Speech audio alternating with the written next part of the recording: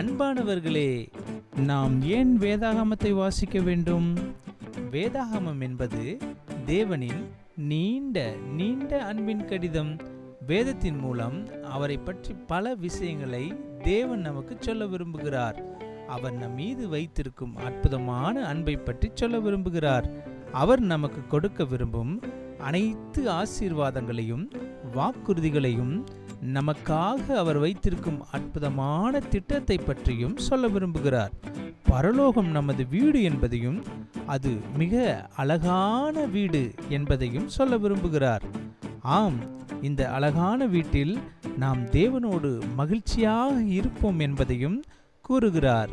வேதத்தின் மூலம் சாத்தானையும் எதிரிகளையும் எவ்வாறு மேற்கொள்வது என்பதை தேவன் கூறுகிறார். அது மட்டுமல்ல, வெற்றிகரமான ராஜாக்களாக அவருடன் சிங்காசனத்தில் வீற்றிருப்போம். என்ன ஒரு ஆச்சரியம்! நீங்கள் எப்போதாவது உங்களை ராஜாக்களாக கற்பனை செய்திருக்கிறீர்களா?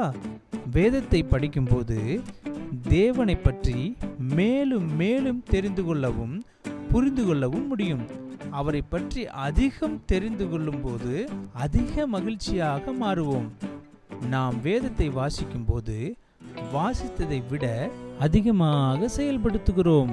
நாம் அவருக்கு நன்றி செலுத்துகிறோம்.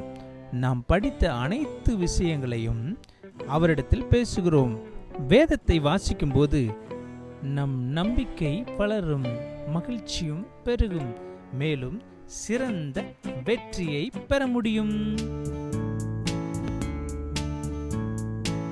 தேவனியும் நேச கடிதம் சொன்னவும் அன்பின் நாளங்கள்.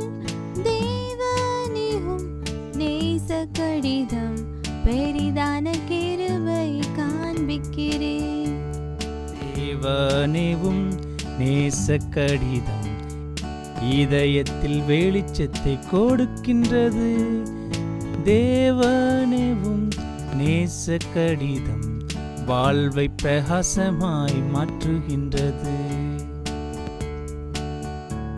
ஓ தேவனே, நான் வருகிறேன், உம் வார்த்தையால் மகிழ்கிறேன். உம்மிடம் நான் நெருங்குகிறேன், உம்மை நான் நேசிக்கிறேன்.